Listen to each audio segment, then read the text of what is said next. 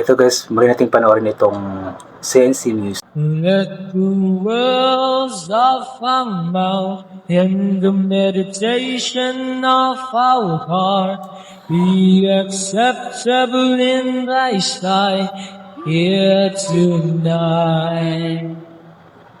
Let the words of our mouth and the meditation of our heart be acceptable in thy sight here tonight. By the rivers of Babylon, there we sat down. Yeah, we will.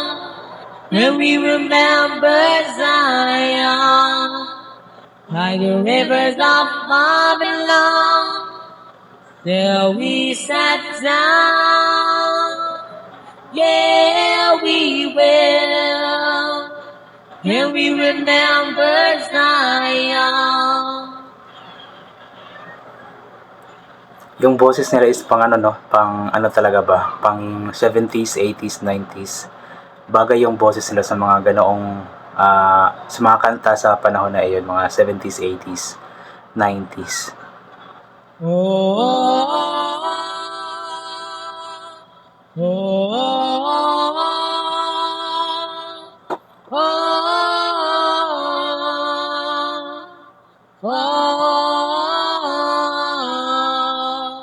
By the rivers of Babylon, there we sat down. Yeah, we will. When we remember Zion.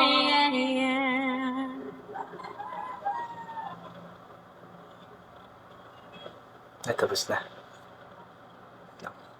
Stop natin. Ayan. So, ang ganda talaga ng blending noon. Sarap pakinggan ng blending ng mga boses nila. Sila po ang CNC Music, si Sandy tsaka si CJ. At yun, kapag habang tinitignan ko talaga yung mga mukha nila is talagang magkamukha sila. Pero hindi po daw sila kambal. Sinagot na po nila yung mga comments doon sa kanilang mga videos, mga nagtatanong kung kambal ba sila po. Hindi daw po talaga sila kambal. Talagang magkakapatid lamang sila, talagang magkamukha lamang sila, especially ang kanilang mga mata parehong pareho. So ganun din po yung first ko sa kanila, sa pinakaunang napanood ko sila is talaga napagkamalan ko na kambal sila, pero hindi pala. Pero anyway, napakagaling talaga nilang kumanta. Yung kanilang boses, inulit ko nga po na bagay sa kanila yung boses ng mga kantang 70s, 80s, 90s, especially si Sandy, napakataas ng kanyang boses. At kapag nagbe-blend na yung kanilang boses, napakasarap ng pakinggan. Kaya good job sa inyo, CNC Music, CJ, and Sandy. I-support nyo po ang kanilang Facebook page, CNC Music guys. At panoorin nyo po ang kanilang o iba pang mga cover songs nila doon. Talagang mapapahanga kayo sa kanila sa galing nilang kumanta. So mostly nga po talaga sa kanilang mga kinakanta is mga English na 70s, 80s, 90s na mga songs. Kasi nga bumabagay ito sa kanilang boses. Pero may mga Tagalog songs din naman sila. I believe parang meron silang event na pinuntahan tapos kumanta si CJ ng or silang dalawa ng Totoy Bibo ni Vong Navarro. So nakakatuwa lang din pa na makita sila na kumakanta ng ganoon ba. So yun, support po natin sila. Support po natin always ang mga batang ito. Always po tayong mag-abang ng mga videos nila. I-share ang mga ito, mag-react ng magagandang reactions.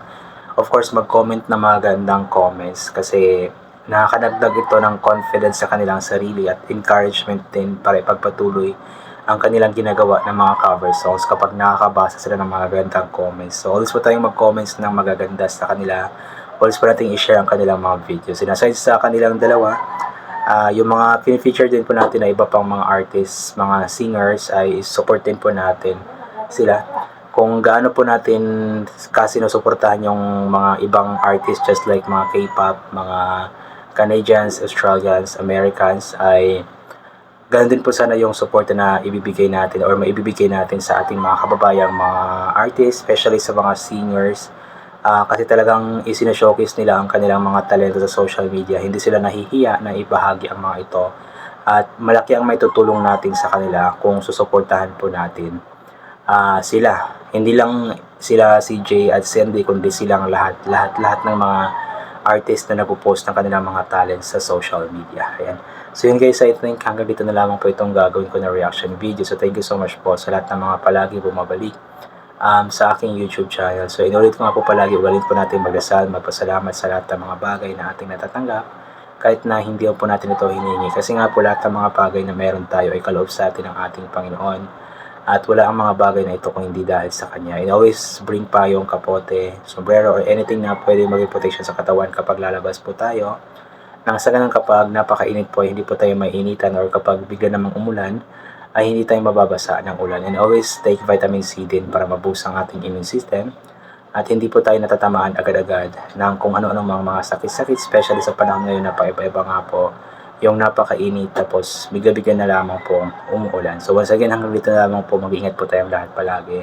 God bless po sa ating lahat, at bye for now po.